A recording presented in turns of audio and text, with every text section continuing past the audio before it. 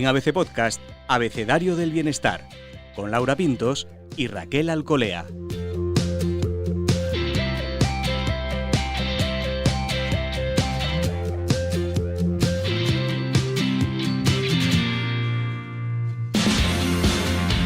Bienvenidos, bienestarios. Soy Laura Pintos y en este episodio del Abecedario del Bienestar recibimos a Ángela Quintas. Ella es licenciada en Química y experta en nutrición clínica, además de colaboradora en diversos medios y asesora nutricional de actores y en películas.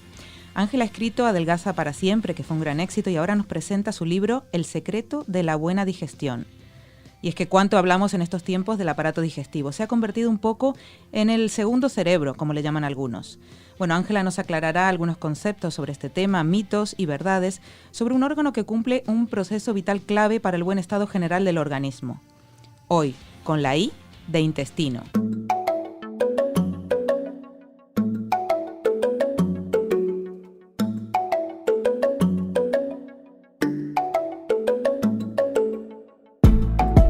Me acompaña, como siempre, Raquel Alcolea. Raquel, ¿cuánto cuidas tú a tu intestino? Uy, llevo unos mesecitos desde que nació A tope. ABC Bienestar a tope cuidando el intestino. Bueno, cada día más informados y cada día con intención de mejorar.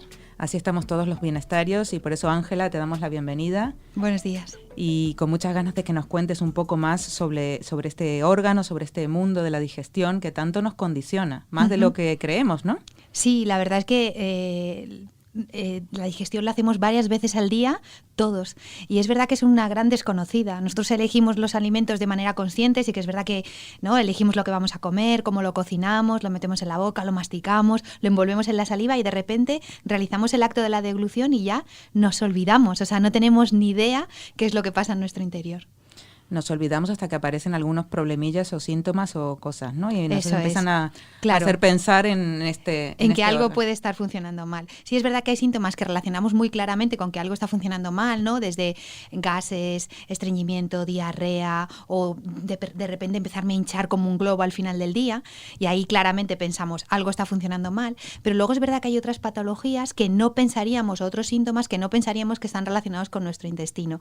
Hay veces que de repente nos encontramos gente que tiene dolor en las articulaciones o mucosidad o eczema y puede ser debido, por ejemplo, a una disbiosis. Una disbiosis es que no tenemos la microbiota es lo que antes se conocía como flora intestinal, de manera sana o de manera correcta. Entonces, no solamente hay enfermedades o síntomas que claramente relacionamos con algo que está funcionando mal en el intestino, sino que hay muchas otras que no relacionaríamos que también son un indicativo de que algo está funcionando mal. Fíjate, maravillosa palabra, la microbiota, ¿no? Sería muy interesante que los bienestarios supieran exactamente qué es la microbiota, porque como muy bien dices, lo hemos aprendido en los anuncios de la publicidad, que era la flora intestinal, pero es mucho más, ¿no? Claro, sí. La verdad es que llamarlo flora no tiene mucho sentido, está mal llamado, porque realmente nosotros, yo siempre digo, no tenemos flores, lo que tenemos dentro son bichitos. La microbiota son todos aquellos microorganismos que nosotros tenemos en nuestro interior, que, por ejemplo, si hablamos del aparato digestivo, lo encontramos desde la boca hasta el ano. Y es característico de cada persona, es como si fuera nuestro código de barras, es decir, cada uno tenemos nuestra propia microbiota. Se parecerá un poco a la de mi hermano, se parecerá mucho más si tengo un hermano mellizo o un hermano gemelo y se parece muchísimo a la de mi madre. Fijaros, el bebé cuando está dentro del vientre materno se pensaba que estaba en un medio totalmente estéril. Los últimos estudios han demostrado que no, que ya hay algunos microorganismos que pasan. Pero ese momento de colonización empieza justamente en el momento del parto. Por eso a las mamás entre la semana 35 y 36 se les hace un exudado en las que se ve que todos los microorganismos que tiene la mamá en la vagina son aptos para que infecten al bebé. Entonces, cuando el bebé nace por el canal del parto, empieza a tener ya su propia microbiota. Esa microbiota va creciendo con el tema de la lactancia materna, el contacto con otros niños, el tener mascotas en casa, dejarles que se metan cosas en la boca, que jueguen, y llega a ser más o menos estable a los 4 años. A partir de ahí hasta los 65, si no pasa nada, es decir, si no hay nada, ninguna patología o algo así que lo cambie, tenemos pequeñas alteraciones. Pero si no, se mantiene constante hasta los 65. A partir de los 65 ya, pues por la edad, ¿no? Y ahí hay un proceso un poco en el que sí es verdad que la microbiota empieza a cambiar. Qué curioso esto de que nos acompañe toda la vida y se formen esos primeros 4 años. ¿Y los niños que nacen por cesárea?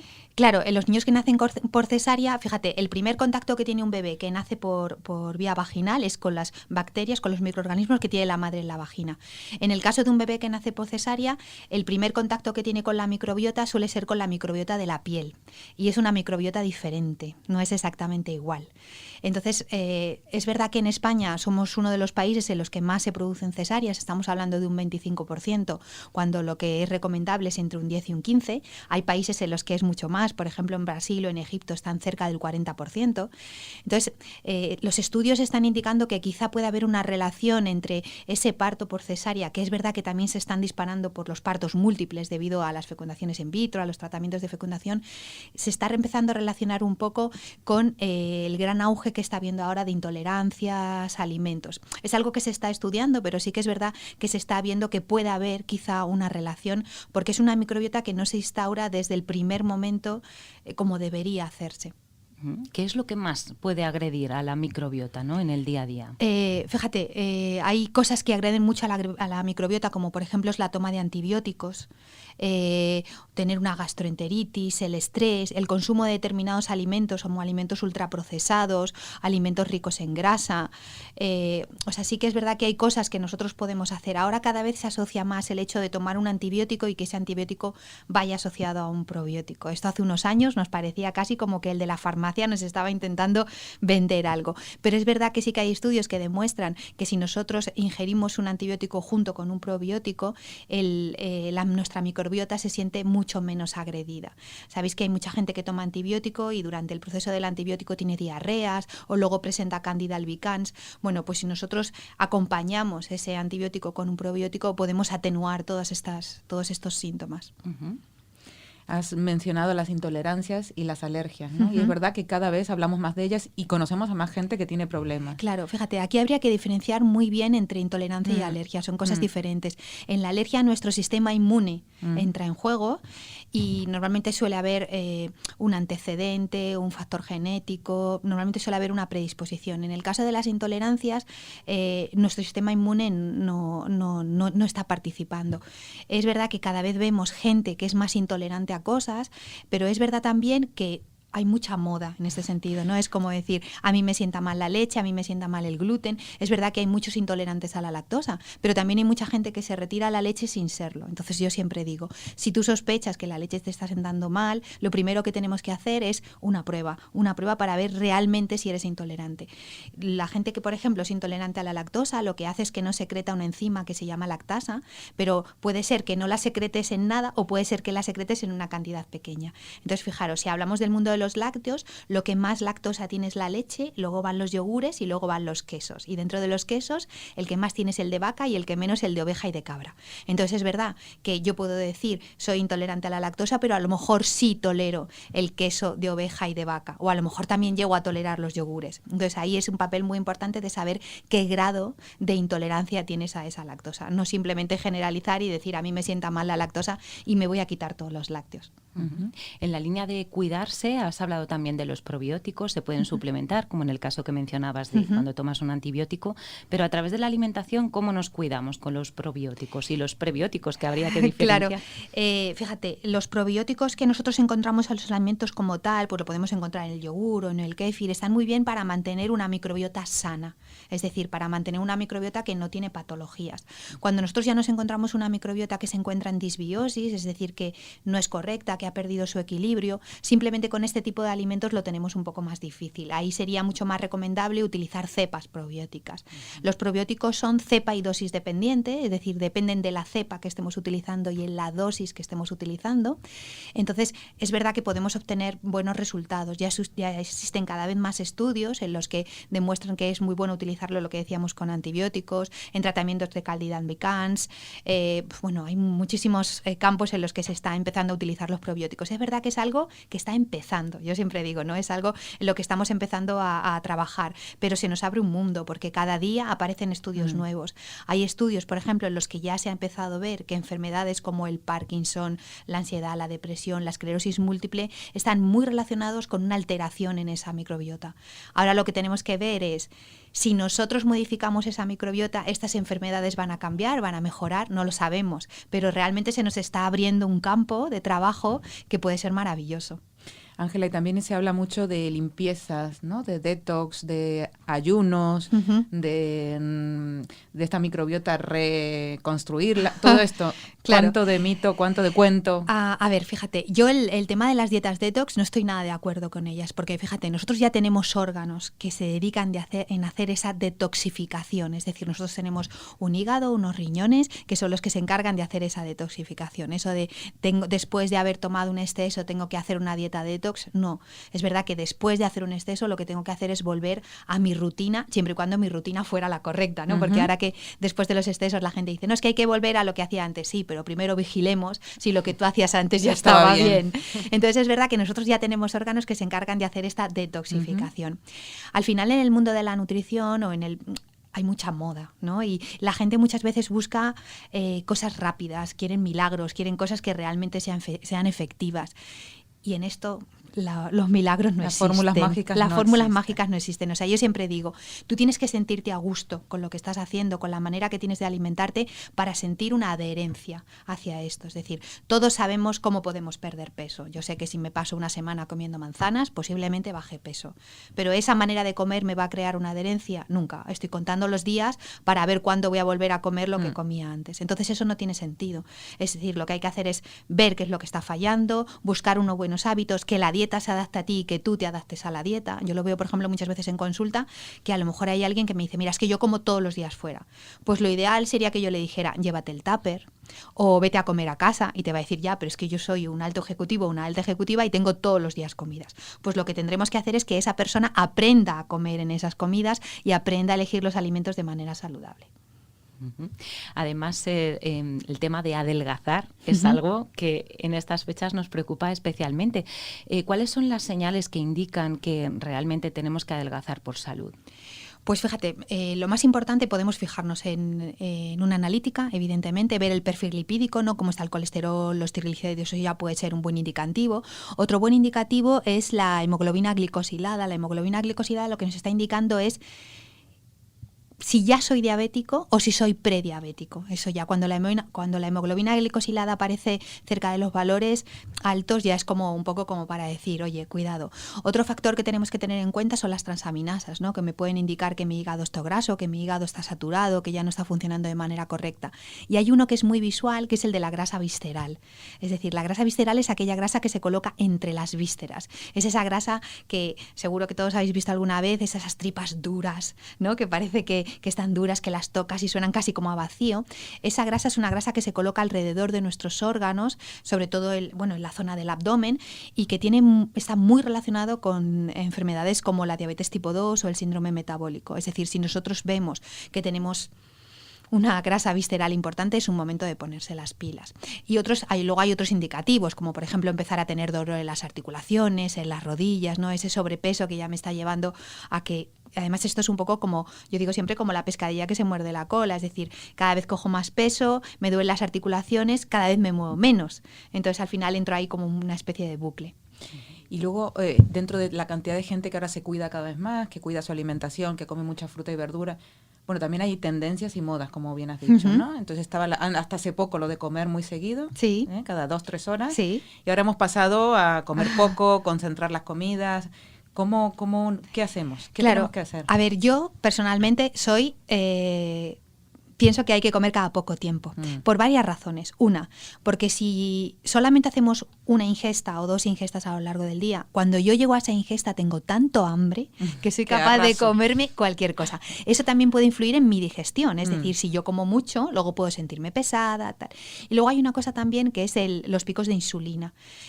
Lo más interesante, desde mi punto de vista, es mantener los niveles de glucosa lo más estables posible en sangre. Entonces eso lo consigo haciendo ingestas cada 3-4 horas y en las que siempre mezclo un hidrato, que sería algo que nace de la tierra, una fruta, una verdura, tal, con una proteína, ya sea animal o vegetal. Eso mantiene mis niveles de glucosa en sangre muy constantes, de tal manera que no voy a sentir bajones. Por ejemplo, hacer un pico de insulina sería una paella en la que prácticamente todo es hidrato, imaginaros, con poca proteína, una copa de vino, que te da como una sensación de sopor, que a ver quién es el valiente que se pone a trabajar después. Pues eso es un pico de insulina, esa sensación. Pues para no sentir esa sensación durante todo el día, lo mejor es hacer ingestas pequeñas en las que combinemos todo el rato el hidrato con la proteína. Y con esto de las ingestas pequeñas, ¿no? Porque con la excusa de como cada 3 o 4 horas me pongo tibio. Claro, o sea, yo siempre digo, o sea, yo desde mi punto de vista es un buen desayuno, una comida, la cena un poco más corta y luego sí que es verdad una media mañana y una merienda. Yo si no hago una media mañana, cuando me siento a comer, me he comido el pan, la mantequilla, las aceitunas, no sé qué, y luego realmente me estoy perdiendo el plato importante que es lo que venía después, ¿no? Un pescado o una carne o una verdura o lo que sea. Entonces, para que eso no me pase, para llegar a la comida con el hambre justo, yo prefiero hacer una media mañana o una media tarde. Fijaros, hay 2 hormonas que son la grelina y la leptina. Una es la que me dice tienes que comer y otra es la que me dice para, estás lleno. Muchas esa veces, que para, ¿cómo se llama? Que te dice para, ¿cómo la se llama? leptina. Cuando estás muchas veces, por ejemplo, si comemos muy rápido, cuando nos llega la señal ya deberíamos haber creo parado. Que esa es una de las claves, ¿verdad? Claro, deberíamos haber parado 3 croquetas antes. Pero como hemos comido muy rápido, como que no nos ha dado tiempo. Entonces, el hecho de escuchar nuestro cuerpo, el hecho de escuchar, ¿no?, las señales que nos están mandando las hormonas de, a ver, hora de comer, hora de parar, es muy importante. Según nos vamos haciendo mayores, yo no sé, cuando tienes niños pequeños te das cuenta que ellos funcionan como un reloj y que son capaces de dejarse en el plato cualquier cosa y ya no quiero más. Pero sin embargo los adultos al final hemos entrado un poco en el juego de, bueno, total, no voy a dejar esto, bueno, total, y al final acabas comiendo más de lo que deberías. Y ahí también pueden aparecer problemas luego a la hora de la digestión. Hablemos de un tema que tratas específicamente y además con todas las letras en tu libro, que es la caca. La caca es muy importante. ¿Qué señales nos da la caca? ¿Qué nos dice de nosotros, de cómo estamos? Pues fíjate, la caca es un gran tabú, ¿no? Sí. Del que no se habla y que es verdad que cuando los niños pequeños llegan a tu vida te das cuenta de que, bueno, aquello entra por la puerta y cuando vas a la guardería ves que detrás te han escrito, ha hecho una blanda, una dura, 2 veces, y dices, pues esto debe de ser importante, ¿no? Pues sí, fíjate, la caca nos puede dar muchísima información. Hay muchos cánceres de colon, por ejemplo, que se diagnostican en un estadio muy temprano porque nosotros empezamos a ver sangre en las heces. Entonces es muy importante. Es verdad que nos puede dar una idea de salud, de si me siento bien, si me siento mal. Muchas veces, por ejemplo, el color es indicativo, la forma es indicativo. De hecho, a lo largo de la historia ha habido, por ejemplo, en Inglaterra había un personaje que era el Grown of Stall, que era el novio del taburete, que era una persona que se encontraba al lado del rey, que lo único que hacía era recoger las heces, mirarlas y si había algo dárselo a los médicos. Aquel ahora nos parecería como el trabajo más horrible y más humillante, pues en aquella época estaba incluso bien visto porque estabas al lado del monarca y al final todos acababan teniendo un papel importante, un ministerio o algo así por las confidencias que tenían con el monarca. Es verdad que ahora nada ayuda, es decir, el váter que utilizamos aquí es un váter estilo francés, que el agujero ve atrás y que prácticamente aquello desaparece y nos interesa que desaparezca, cuanto menos miremos mejor. Pero es muy importante mirar y ver cómo son tus heces porque te van a dar mucha información. Si tuvieras que decir, bueno, mira, no puedo abarcarlo todo, ¿por dónde empezamos, no? Para tener un intestino feliz, un buen estado, algunos consejos básicos. Sobre todo por los alimentos que elegimos, es decir, que sean alimentos que estén lo más llenos posibles de nutrientes. Mira, tú piensas que al final del día tú tienes unas kilocalorías que tienes que consumir. Tú puedes elegir que esas kilocalorías estén llenas de nutrientes o simplemente sean kilocalorías vacías. Os pongo un ejemplo. Imaginaos que yo al final del día voy a consumir 2.000 kilocalorías, me lo estoy inventando. Yo puedo tomarme esas 2.000 kilocalorías en forma de frutas, verduras, carne, pescado, huevos, fenomenal, o me las puedo beber solamente en forma de alcohol. ¿Estoy cubriendo mis necesidades calóricas? Sí. En el primer caso me estoy nutriendo, estoy aportando muchísimas cosas que me van a ser buenas para mi organismo, y en el segundo caso simplemente estoy cubriendo mis calorías. Entonces, eso que sí que hago de manera consciente, es decir, elegir los alimentos, la forma de cocinarlos, no utilizar grandes cantidades de aceite, rebozados, fritos, eso lo hago de manera consciente. Entonces, primero empezar por ahí, el agua, el ejercicio, el moverme, todo eso es algo que está en mi mano, que yo puedo hacer. Eso es una parte importante. Otra parte importante, por ejemplo, es dedicarle el tiempo suficiente a ir al baño. ¿no? Sentarme de manera correcta, dedicarle el tiempo suficiente, tomármelo con calma, todo eso ¿Es importante hacerlo a la misma hora? ¿Tener una Eso rutina? da un poco igual, da igual la hora, ¿no? Pero es verdad que sí, tener una buena rutina es importante. La postura es importante también, ¿no? El hecho de, hay gente que de repente simplemente podemos corregir un pequeño estreñimiento poniendo los pies un poco en alto. Hay un músculo que se llama el músculo puborectal, que lo que hace es que cuando nosotros le elevamos un poco los pies, hace que la posición del colon sea totalmente vertical y eso favorece mucho a la hora de ir al baño. Yo le digo a la gente, si no te quieres poner una butaca, pues ponte unos tacones maravillosos si quieres ser glamurosa, pero es verdad que ayuda mucho. O sea, son pequeños detalles que nos pueden ayudar. Es que has nombrado un problema sobre todo muy femenino, ¿no? El del estreñimiento. Sí, en el libro hablo de un perfil típico que yo me he ido encontrando a lo largo de mi carrera profesional, que es una mujer de unos 40-45 años, trabajadora, que come casi siempre fuera de casa, que no tiene tiempo de comer fruta y verdura y que muchas veces toma antidepresivos. Ese es yo como el pack completo y que tiene serios problemas para ir al baño. Al final abusamos de los laxantes porque los vemos como algo totalmente inocuo, es decir, vas a un herbolario, dame un laxante y al final cuando vienen a la consulta les preguntamos, ¿tomas algún tipo de medicamentos? No. Y luego te das cuenta que si no toman un laxante no consiguen ir al baño. Nosotros no deberíamos necesitar tomar laxantes para ir al baño, es decir, nuestro cuerpo debería funcionar de manera correcta para ir sin necesidad de tener que ingerir este tipo de compuestos. Entonces, bueno, lo primero que tendríamos que hacer es qué estamos haciendo mal, es decir, primero repasar toda nuestra alimentación, si tiene un aporte suficiente de fibra, si tiene agua, si estamos haciendo ejercicio y si a pesar de eso sigo siendo estreñido, pues habría que ver si mi microbiota está alterada. De todas maneras, también en la frecuencia muchas veces estamos equivocados porque se considera normal desde ir 2 veces al día hasta ir 3 veces por semana. ¿Vale? Entonces también piensa que las mujeres nos regulamos mucho por los ciclos menstruales, es decir, cuando voy a tener la menstruación y durante la menstruación es verdad que suelo ir más, pero luego puedo tener un par de días en los que estoy un poco más estreñida. No pasa nada, relax. Me ha llamado la atención eso en el libro, efectivamente, sí. ¿No? Las alarmas, cuándo tienen que saltar, claro, y cuándo no. Sin obsesiones, ¿verdad? Claro. O sea, que a veces somos como muy exigentes con nosotros mismos, ¿no? Sí. No podemos ser un reloj, la vida cambia, las cosas cambian. Claro, mira, yo en el libro cuento una anécdota que la verdad que trato muchas pacientes que tienen estreñimiento, pero esto me llamó especialmente la atención. Era el caso de una niña pequeña en el que la madre no entendía que no fuera todos los días al baño, con lo cual llegaba del colegio, merendaba, la sentaba en el baño y si no hacía, le ponía un enema. Todos los días. Claro, ¿qué pasaba? La niña tenía pánico a ir al baño. Y yo le explicaba a la madre, mira, hay una cosa que es la regla de los 3 días. Si yo he tenido una diarrea o si yo he vaciado todo el colon con un enema, puede que pasen hasta 3 días hasta que yo vuelva a tener otra vez ganas de ir al baño. Porque eso lo hemos experimentado todos. Es decir, después de una gran diarrea, de una gastroenteritis, pasan unos días en los que tengo un estreñimiento. ¿Por qué? Porque toda la parte del colon descendente tiene que volverse a llenar de heces. Si tú le pones todos los días un enema y le vacías el colon, ella nunca va a tener ganas de ir al baño. La pobrecita tenía pánico. O sea, tenía pánico. De hecho, cuando que se dio cuenta que estábamos hablando de esto, le cambió la carita. Claro, entonces es verdad que tenía la suerte que tenía una madre que era muy regular, que iba todos los días, pero ella no era así. Entonces había que darle su tiempo, había que vigilar su alimentación, había que darle más agua, pero nada más, pero nunca optar por ese otro tipo de cosas.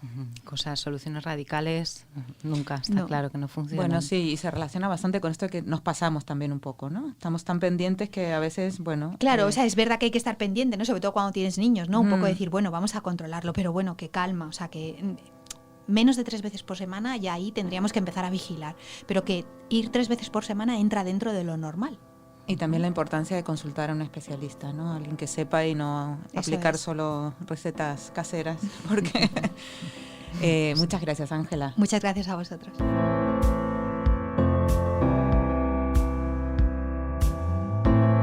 Raquel, ¿con qué te quedas de todo esto que hemos hablado tan interesante del intestino, de la digestión? Me quedo con mirarme, ¿no? Mirar un poquito, ver las señales que indican cómo estoy, cómo me encuentro por fuera, cómo me encuentro por dentro también. Y bueno, pues me quedo además con tener ese libro de cabecera y leerlo de vez en cuando para entender mi cuerpo.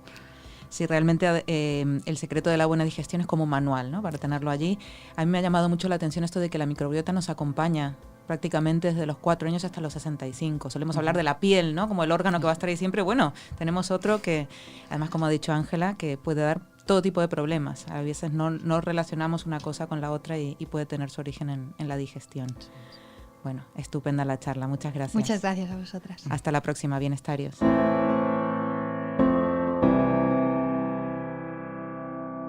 Puedes escuchar todos los episodios del Abecedario del Bienestar en abc.es, iVoox, Wanda, Spotify, Apple Podcast y Google Podcast. Y no te olvides de seguirnos en las redes sociales. ABC-Bienestar.